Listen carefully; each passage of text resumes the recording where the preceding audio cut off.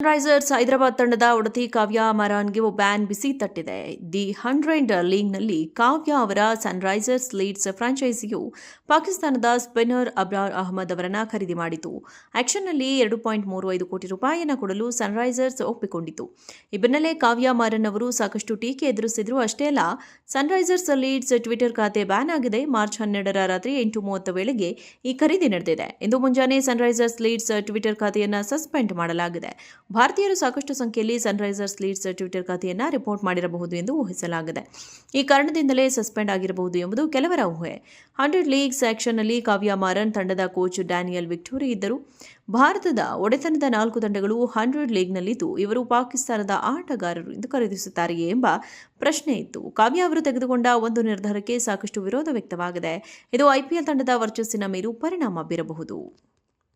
Sunrisers Hyderabad ತಂಡದ ಒಡತಿ ಕಾವ್ಯ ಮರಾನ್ಗೆ ban busy ತಟ್ಟಿದೆ. The 100 ಲೀಗ್ನಲ್ಲಿ ಕಾವ್ಯ ಅವರ Sunrisers leads ಫ್ರಾಂಚೈಸಿಯು ಪಾಕಿಸ್ತಾನದ ಸ್ಪಿನ್ನರ್ ಅಬ್ರಾರ್ ಅಹ್ಮದ್ ಅವರನ್ನು ಖರೀದಿ ಮಾಡಿತು. ಆಕ್ಷನ್ನಲ್ಲಿ $2.35 ಕೋಟಿ ಕೊಡಲು ಸನ್ರೈಸರ್ಸ್ ಒಪ್ಪಿಕೊಂಡಿತು. ಈ ಬೆನ್ನಲ್ಲೇ ಕಾವ್ಯ ಮಾರನ್ ಅವರು ಸಾಕಷ್ಟು ಟೀಕೆ ಎದುರಿಸಿದ್ರು. ಅಷ್ಟೇ ಅಲ್ಲ, ಸನ್ರೈಸರ್ಸ್ ಲೀಡ್ಸ್ ಟ್ವಿಟರ್ ಖಾತೆ ಬ್ಯಾನ್ ಆಗಿದೆ. ಮಾರ್ಚ್ 12ರ ರಾತ್ರಿ 8:30 ವೇಳೆಗೆ ಈ ಖರೀದಿ ನಡೆದಿದೆ. ಇಂದು ಮುಂಜಾನೆ ಸನ್ರೈಸರ್ಸ್ ಲೀಡ್ಸ್ ಟ್ವಿಟರ್ ಖಾತೆಯನ್ನು ಸಸ್ಪೆಂಡ್ ಮಾಡಲಾಗಿದೆ. ಭಾರತೀಯರು ಸಾಕಷ್ಟು ಸಂಖ್ಯೆಯಲ್ಲಿ ಸನ್ರೈಸರ್ಸ್ ಲೀಡ್ಸ್ ಟ್ವಿಟರ್ ಖಾತೆಯನ್ನು ರಿಪೋರ್ಟ್ ಮಾಡಿರಬಹುದು ಎಂದು ಊಹಿಸಲಾಗಿದೆ. ಈ ಕಾರಣದಿಂದಲೇ ಸಸ್ಪೆಂಡ್ ಆಗಿರಬಹುದು ಎಂಬುದು ಕೆಲವರ ಊಹೆ. 100 ಲೀಗ್ಸ್ ಆಕ್ಷನ್ನಲ್ಲಿ ಕಾವ್ಯ ಮಾರನ್ ತಂಡದ ಕೋಚ್ ಡ್ಯಾನಿಯಲ್ ವಿಕ್ಟೋರಿ ಇದ್ದರು.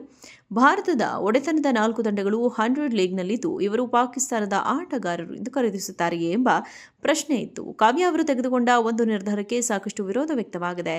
ಇದು ಐಪಿಎಲ್ ತಂಡದ ವರ್ಚಸ್ಸಿನ ಮೇಲೂ ಪರಿಣಾಮ ಬೀರಬಹುದು. ಸನ್ರೈಸರ್ಸ್ ಹೈದರಾಬಾದ್ ತಂಡದ ಒಡತಿ ಕಾವ್ಯ ಮರಾನ್ಗೆ ಬ್ಯಾನ್ ಬಿಸಿ ತಟ್ಟಿದೆ. ದಿ 100 ಲೀಗ್ನಲ್ಲಿ ಕಾವ್ಯ ಅವರ ಸನ್ರೈಸರ್ಸ್ ಲೀಡ್ಸ್ ಫ್ರಾಂಚೈಸಿಯು ಪಾಕಿಸ್ತಾನದ ಸ್ಪಿನ್ನರ್ ಅಬ್ರಾರ್ ಅಹ್ಮದ್ ಅವರನ್ನು ಖರೀದಿ ಮಾಡಿತು. ಆಕ್ಷನ್ನಲ್ಲಿ $2.35 ಕೋಟಿ ಕೊಡಲು ಸನ್ರೈಸರ್ಸ್ ಒಪ್ಪಿಕೊಂಡಿತು. ಈ ಬೆನ್ನಲ್ಲೇ ಕಾವ್ಯ ಮಾರನ್ ಅವರು ಸಾಕಷ್ಟು ಟೀಕೆ ಎದುರಿಸಿದ್ರು. ಅಷ್ಟೇ ಅಲ್ಲ, ಸನ್ರೈಸರ್ಸ್ ಲೀಡ್ಸ್ ಟ್ವಿಟರ್ ಖಾತೆ ಬ್ಯಾನ್ ಆಗಿದೆ. ಮಾರ್ಚ್ 12ರ ರಾತ್ರಿ 8:30 ವೇಳೆಗೆ ಈ ಖರೀದಿ ನಡೆದಿದೆ. ಇಂದು ಮುಂಜಾನೆ ಸನ್ರೈಸರ್ಸ್ ಲೀಡ್ಸ್ ಟ್ವಿಟರ್ ಖಾತೆಯನ್ನು ಸಸ್ಪೆಂಡ್ ಮಾಡಲಾಗಿದೆ. ಭಾರತೀಯರು ಸಾಕಷ್ಟು ಸಂಖ್ಯೆಯಲ್ಲಿ ಸನ್ರೈಸರ್ಸ್ ಲೀಡ್ಸ್ ಟ್ವಿಟರ್ ಖಾತೆಯನ್ನು ರಿಪೋರ್ಟ್ ಮಾಡಿರಬಹುದು ಎಂದು ಊಹಿಸಲಾಗಿದೆ. ಈ ಕಾರಣದಿಂದಲೇ ಸಸ್ಪೆಂಡ್ ಆಗಿರಬಹುದು ಎಂಬುದು ಕೆಲವರ ಊಹೆ. 100 ಲೀಗ್ಸ್ ಆಕ್ಷನ್ನಲ್ಲಿ ಕಾವ್ಯ ಮಾರನ್ ತಂಡದ ಕೋಚ್ ಡ್ಯಾನಿಯಲ್ ವಿಕ್ಟೋರಿ ಇದ್ದರು. ಭಾರತದ ಒಡೆತನದ 4 ತಂಡಗಳು 100 ಲೀಗ್ನಲ್ಲಿದ್ದು, ಇವರು ಪಾಕಿಸ್ತಾನದ ಆಟಗಾರರು ಎಂದು ಖರೀದಿಸುತ್ತಾರೆಯೇ ಎಂಬ ಪ್ರಶ್ನೆ ಇತ್ತು. ಕಾವ್ಯ ಅವರು ತೆಗೆದುಕೊಂಡ ಒಂದು ನಿರ್ಧಾರಕ್ಕೆ ಸಾಕಷ್ಟು ವಿರೋಧ ವ್ಯಕ್ತವಾಗಿದೆ. ಇದು ಐಪಿಎಲ್ ತಂಡದ ವರ್ಚಸ್ಸಿನ ಮೇಲೂ ಪರಿಣಾಮ ಬೀರಬಹುದು. ಸನ್ರೈಸರ್ಸ್ ಹೈದರಾಬಾದ್ ತಂಡದ ಒಡತಿ ಕಾವ್ಯ ಮರಾನ್ಗೆ ಬ್ಯಾನ್ ಬಿಸಿ ತಟ್ಟಿದೆ. ದಿ 100 ಲೀಗ್ನಲ್ಲಿ ಕಾವ್ಯ ಅವರ ಸನ್ರೈಸರ್ಸ್ ಲೀಡ್ಸ್ ಫ್ರಾಂಚೈಸಿಯು ಪಾಕಿಸ್ತಾನದ ಸ್ಪಿನ್ನರ್ ಅಬ್ರಾರ್ ಅಹ್ಮದ್ ಅವರನ್ನು ಖರೀದಿ ಮಾಡಿತು. ಆಕ್ಷನ್ನಲ್ಲಿ $2.35 ಕೋಟಿ ಕೊಡಲು ಸನ್ರೈಸರ್ಸ್ ಒಪ್ಪಿಕೊಂಡಿತು. ಈ ಬೆನ್ನಲ್ಲೇ ಕಾವ್ಯ ಮಾರನ್ ಅವರು ಸಾಕಷ್ಟು ಟೀಕೆ ಎದುರಿಸಿದ್ರು. ಅಷ್ಟೇ ಅಲ್ಲ, ಸನ್ರೈಸರ್ಸ್ ಲೀಡ್ಸ್ ಟ್ವಿಟರ್ ಖಾತೆ ಬ್ಯಾನ್ ಆಗಿದೆ. ಮಾರ್ಚ್ 12ರ ರಾತ್ರಿ 8:30 ವೇಳೆಗೆ ಈ ಖರೀದಿ ನಡೆದಿದೆ. ಇಂದು ಮುಂಜಾನೆ ಸನ್ರೈಸರ್ಸ್ ಲೀಡ್ಸ್ ಟ್ವಿಟರ್ ಖಾತೆಯನ್ನು ಸಸ್ಪೆಂಡ್ ಮಾಡಲಾಗಿದೆ. ಭಾರತೀಯರು ಸಾಕಷ್ಟು ಸಂಖ್ಯೆಯಲ್ಲಿ ಸನ್ರೈಸರ್ಸ್ ಲೀಡ್ಸ್ ಟ್ವಿಟರ್ ಖಾತೆಯನ್ನು ರಿಪೋರ್ಟ್ ಮಾಡಿರಬಹುದು ಎಂದು ಊಹಿಸಲಾಗಿದೆ. ಈ ಕಾರಣದಿಂದಲೇ ಸಸ್ಪೆಂಡ್ ಆಗಿರಬಹುದು ಎಂಬುದು ಕೆಲವರ ಊಹೆ. 100 ಲೀಗ್ಸ್ ಆಕ್ಷನ್ನಲ್ಲಿ ಕಾವ್ಯ ಮಾರನ್ ತಂಡದ ಕೋಚ್ ಡ್ಯಾನಿಯಲ್ ವಿಕ್ಟೋರಿ ಇದ್ದರು.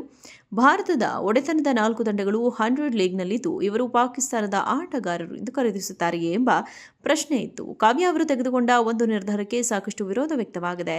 ಇದು ಐಪಿಎಲ್ ತಂಡದ ವರ್ಚಸ್ಸಿನ ಮೇಲೂ